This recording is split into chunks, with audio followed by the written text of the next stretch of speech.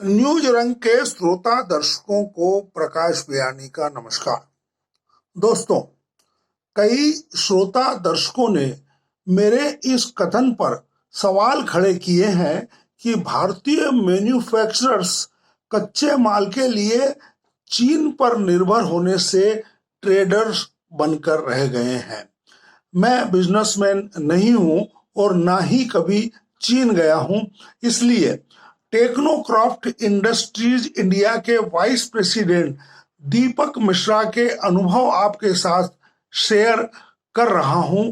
इनका सार है, मैन्युफैक्चरिंग आसान और सस्ती होने से चीन ने दुनिया को पराश्रित डिपेंडेंट ऑन चीन बनाकर खुद को दुनिया की दूसरी सबसे बड़ी इकोनॉमी बनाया है। दीपक मिश्रा के मुताबिक सस्ते रॉ मटेरियल, उत्पादक श्रमिक प्रोडक्टिव लेबर और न्यूनतम परिवहन खर्च मिनिमम लॉजिस्टिक एक्सपेंडिचर को ध्यान में रखकर टेक्नोक्राफ्ट इंडस्ट्रीज इंडिया ने चीन में मैन्युफैक्चरिंग यूनिट लगाने का निर्णय लिया। हमने इसके लिए नानजिंग से 50 किलोमीटर दूर क्वांजियो इंडस्ट्रियल जोन को चुना। पूर्व सूचना के बाद तयशुदा दिन और समय पर हम जोन अथॉरिटी के दफ्तर पहुंचे तो वहां कई वरिष्ठ अधिकारी और लोकल पार्टी प्रमुख मौजूद थे। इतने लोगों को देखकर हमने कहा, अभी तो हम केवल सर्वे करने आए हैं।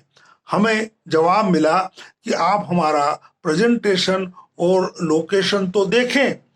वह एक छोटे से टाउन का सर्व सुविधायुक्त इंडस्ट्रियल जोन था। हमने वहां प्लॉट चुन लिया तो जो हमें फाइनल ऑफर मिला वह बेहद लुभावना था।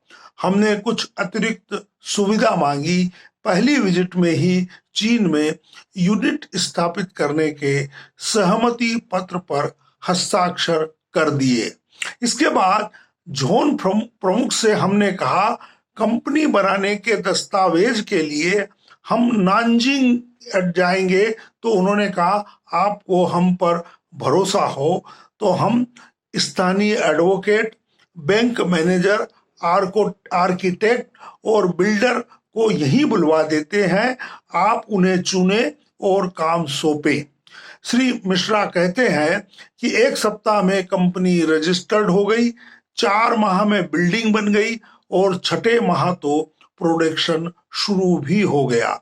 मुझे भारतीय होने पर गर्व है, पर मैंने अपने 30 साल के कैरियर में भारत में 6 माह में कंपनी फॉर्मेशन, फैक्ट्री इंस्टॉलेशन और मैन्युफैक्चरिंग शुरू होते नहीं देखा है। मित्रों, श्री मिश्रा के मुताबिक चीन में श्रमिक महंगे हैं, पर वे उत्पादक होने से जो लेते हैं उसे कई गुना रिटर्न कर देते हैं। वहां श्रमिकों को हर रोज फ्री लंच सर्व करना पड़ता है। चीन नए साल की 10 दिन की छुट्टी मनाता है।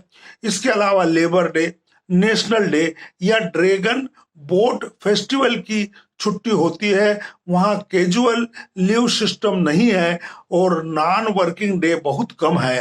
कंपनी को हर कर्मचारी का 5 स्टार बीमा करवाना ही पड़ता है, जिससे उन्हें दुर्घटना, बेरोजगारी और अस्पताल खर्च के साथ ड्यूटी करते हुए दुर्घटना कवर मिलता है। श्रमिकों का वेतन और सुविधा पहले से निर्धारित होने, ब्यूरोक्रेसी के न्यूनतम हस्तक्षेप और राजनेताओं से दूरी के कारण चीन में पीसफुल वर्किंग है। दीपक मिश्रा मानते हैं कि हमारे देश में यह वर्किंग मॉडल हो तो हम चीन को भी पीछे छोड़ सकते हैं, क्योंकि चाइनीज उद्यमियों की तुलना में भारतीय उद्यमी ज्यादा मैच्योर्ड और अनुभवी है। धन्यवाद दोस्तों।